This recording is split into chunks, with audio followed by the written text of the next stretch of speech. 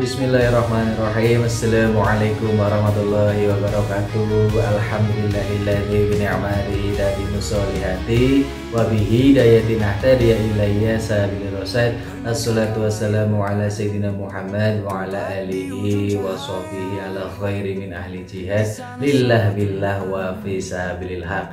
Gimana kabar kalian semua? Semoga dalam keadaan sehat. Kembali lagi di channel Lekman Hidayat. Kali ini kita akan membahas perihal sejarah sholat Idul Fitri dan juga fakta unik di baliknya. Sudah siap? Kita langsung saja mulai.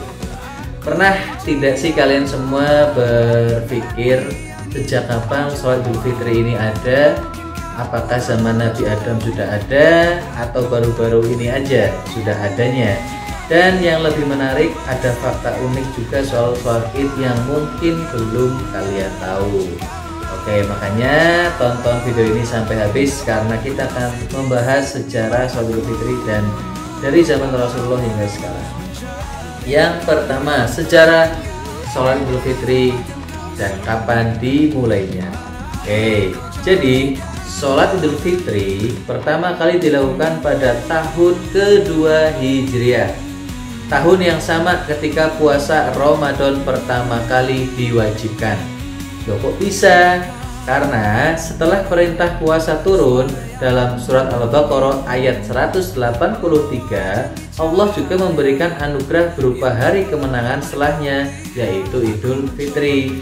Dalam hadis riwayat Abu Dawud dan Ibnu Majah, Rasulullah SAW bersabda, "Sesungguhnya Allah telah menggantikan bagi kalian dua hari raya yang lebih baik, yaitu Idul Fitri dan Idul Adha."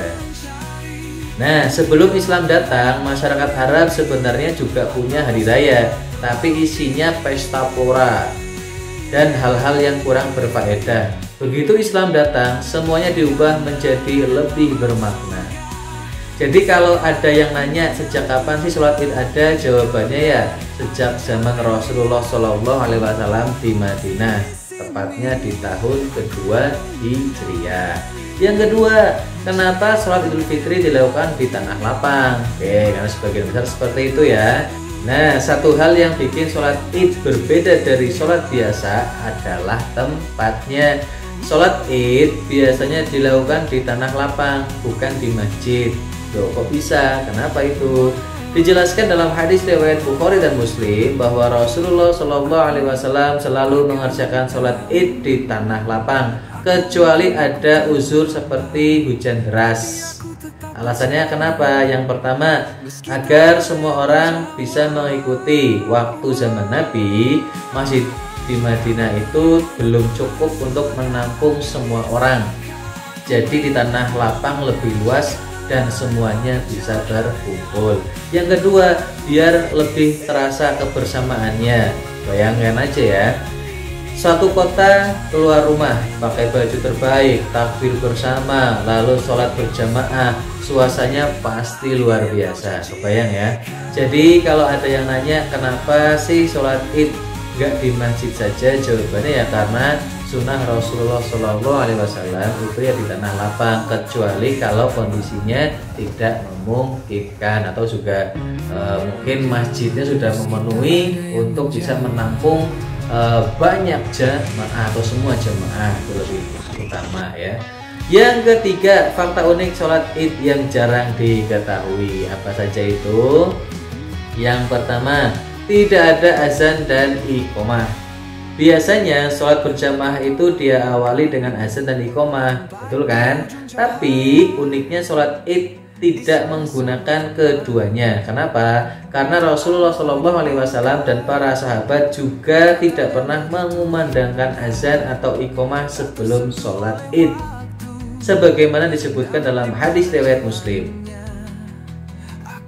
Yang kedua, syarat wajibnya cuma satu, yaitu sudah terbit matahari. Sholat Id itu waktunya setelah matahari terbit sekitar 15 menit. Tapi kalau kesiangan ya wassalam ya. Bedanya sama sholat Jumat yang waktunya di tengah hari, sholat Id harus pagi-pagi biar tidak kepanasan. Apalagi yang suka pakai sunscreen dan lain sebagainya. Nah ini ya jadi alasan nanti malah kesiangan dan lain sebagainya. Yang ketiga, wanita dan anak-anak dianjurkan ikut. Dalam hadis riwayat Bukhari, Rasulullah SAW menganjurkan semua wanita termasuk yang anak-anak untuk datang ke tanah lapang. Tapi yang sedang haid cukup mendengarkan khutbah saja, tidak ikut sholatnya. Tujuannya ya biar semua merasakan kebahagiaan Idul Fitri bersama. Keempat, sunnahnya makan dulu sebelum berangkat. Ini juga nih yang unik. Sebelum sholat Idul Fitri disunahkan untuk makan dulu. Biasanya kurma dalam jumlah ganjil. Tujuannya agar menunjukkan bahwa hari itu bukan lagi hari puasa. Kalau Idul Adha gimana? Kalau Idul Adha kebalikannya, sunnahnya justru tidak makan dulu sebelum sholat. Yang kelima, takbir yang panjang. Kalau sholat biasanya takbirnya cuma sekali, sholat Id ini beda. Rakaat pertama takbirnya 7 kali, rakaat kedua 5 kali. Ada yang pernah hitung benar atau tidak? Nah coba ya. Kemudian ada kesalahan-kesalahan yang sering terjadi saat sholat Id. Oke, yang pertama kesalahan yang sering terjadi adalah datang terlambat. Banyak orang yang santai karena mikirlah paling takbirnya masih lama ini ya, santai dulu aja lah. Ternyata pas sampai sudah rakaat kedua. Nah ini jangan sampai kesiangan juga ya. Yang kedua, langsung pulang setelah sholat. Padahal khutbah setelah sholat Id itu bagian dari ibadah. Rasulullah SAW bahkan mewajibkan semuanya mendengarkan khutbah. Jadilah jangan langsung kabur dulu, dengerin tuh khutbahnya sampai selesai. Yang ketiga, lupa ganti ya, jalan pulang. Nah, kenapa bisa sampai lupa ganti jalan pulangnya? Ini juga sunnah yang sering dilewatkan. Padahal Rasulullah SAW apabila pergi ke tempat sholat Id, beliau pulangnya lewat jalan yang berbeda. Kata para ulama, ini biar lebih banyak orang yang bisa menyaksikan kebahagiaan hari raya dan agar banyak malaikat juga yang mendoakan. Kesimpulannya, sholat Idul Fitri pertama kali dilakukan di tahun 2 Hijriah. Sunnahnya di tanah lapang, bukan di masjid. Gak pakai adzan dan iqomah. Semuanya dianjurkan ikut, termasuk wanita dan anak-anak. Sunnahnya makan dulu sebelum sholat, ada takbir tambahan yang bikin unik. Dan yang paling penting, jangan buru-buru pulang setelah sholat. Dengarkan khutbahnya, ambil hikmahnya, dan nikmati momen kebersamaan Idul Fitri. Semoga kita semua diberikan kesempatan untuk merayakan Idul Fitri dengan penuh kebahagiaan dan keberkahan. Jangan lupa tinggalkan jejak di kolom komentar. Kalian apabila ada pertanyaan lain silahkan bisa tulis di situ. Apabila ada usulan juga silahkan bisa diusulkan ya. Terima kasih sudah menyaksikan video ini sampai selesai. Mohon maaf apabila ada kekurangan dan kesalahan.